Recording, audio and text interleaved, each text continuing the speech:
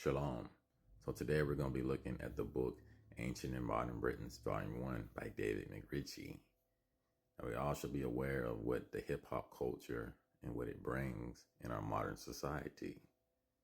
But you'd be astounded to know that even in the ancient world or in the dark ages, they actually had a concept of rap battling and so forth. So right here we have the video game Assassin's Creed Valhalla. Now, if anyone's ever played this game, they have many historic references to the Picts, which were so-called black or people of color. The Saxons, the original Saxons, the old Saxons were so-called black. And there's many references in books that attest to who their quote-unquote darker forefathers were. But in reference to my channel, what I talk about, the original Saxons, Celts, and all those Welsh ancestry, those are our people.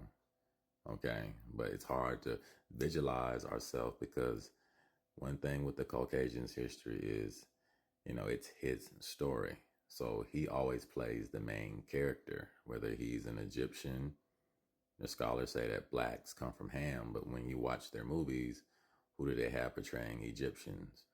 Pale or so-called white people, right? So right here, we're at the Britannica Encyclopedia in the word flyting, Scottish verbal contest. Flyting, the Scots, in reference to the black Scots, quarreling or contention. Keyword poetic, competition of the Scottish makaris, poets. A poet just means a rapper in modern times, of the 15th and 16th centuries, in which two highly skilled rivals engaged in a contest of verbal abuse remarkable for its fierceness and extravagance. So what does the scripture says? There's nothing new under the sun, right? So right here we have the concept of flyting in a modern sense. It's called battle rapping, where two MCs or battle rappers go at each other verbally, and they're highly skilled in literature and word or wordplay, so to speak. Reading on, although contestants attacked each other spiritedly, they actually had a professional respect for their rivals' vocabulary of invective. Okay, see how this is adding up? So a lot of times they tell our people, oh, you came over here off the slave ships, you didn't know English. The old English were melanated or so-called black people. People have to really understand history is not what you've been told or taught. Okay? It is not. You have to do research. Forget all the people who are trying to tell you you're crazy, you're Afrocentric, you're Pan-Africanism, all the other bullshit. You have to study and seek out things because people are always going to paint a narrative. Don't believe me. Do your own research, right? So now we're in the book Ancient and Modern Britons, Volume 1 by David McRitchie, page 173, and it states, Scotland was overrun and in one district by Moors of the 15th century, but 5 centuries earlier, the kings of Alban were Moors, and one of the most celebrated of these, Kenneth or Nigger or Dub, ruled over certain districts known as the 3 black divisions, meaning what? England, Scotland, and Ireland, right? So now we're on page 110, chapter 7, and it states, let it be once understood that the Picts of history were blackamoors, just like King Arthur, he was a Pict. The question next arises, could they have been related to the Scandinavians, as some ever neatly says that the Picts, who early seized the Scottish lowlands, were akin to the Scandinavians, and Martin, in his description of the western islands of Scotland, says that it is generally acknowledged that the Picts were originally Germans, not the modern Germans, but the people who they pretty much wiped out or never show. The ancient Germanic tribes were people of color. Okay? So right here we're at the etymology of the word Negro. In the States, meaning African American vernacular, the English language as spoken by U.S. blacks is from 1704. French nègre is a 16th century borrowing from Spanish negro. Older English words were Moor and blackamoor. A Middle English word for Ethiopian, perhaps also a Negro, generally was blue man. And blue man metaphorically, that's why we see it in many movies. They know who the so-called black man, aka the blue man, is in scriptures and in history. So now we're on page 121, Black Danes as Picts. The Danes then were like the Moors, black.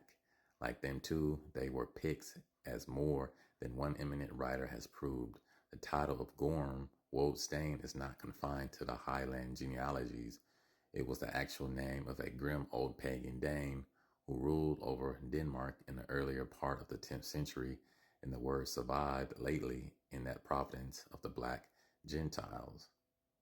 Reading the last part, whether as Danes or as Picts, they were a swarthy, piratal race, meaning what? Sea line. So right here we have the etymology of the word swarthy, adjective, dark colored, especially of skin, 1580s. Then we have the word swart, Old English swart, black, dark, of night, clouds, also figurative, wicked and famous, from Proto-Germanic swarta. Reading on, the tradition seems to have derived from the Gaelic class of professional poets who composed savage tirades against persons who slighted them.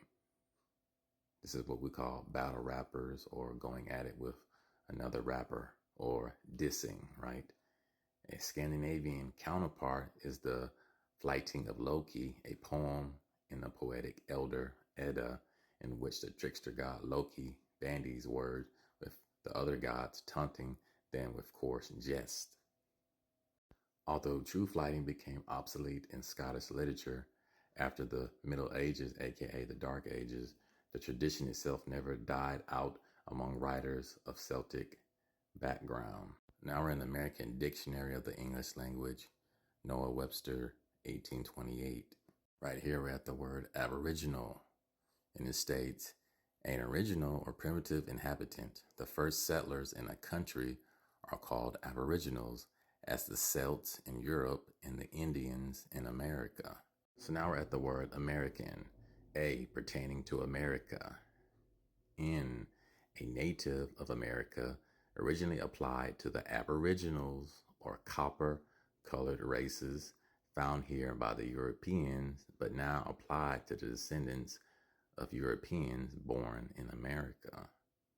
Interesting, we have a picture right here. It states, flyting was medieval England's version of an insult-trading battle rap. Let that sink in. And of course, they whitewash the history, especially of that particular history, and claim that it's nothing but white European history, when a lot of Negroes here in the America have Welsh ancestry, the Normans, the Flemings. That's why you have names like Watkins, Williams, Wade, Cooper, etc. Brown. That's your history, but they whitewashed it and gave you Africa, Africa, Africa only. So now when you look at this picture of the 14th century of the Blackamoors as Germany's Strasbourg, it makes a lot of sense. The wild man and the Moors, okay, in different families of Europe or the British Isles, etc., fighting off against the Caucasians.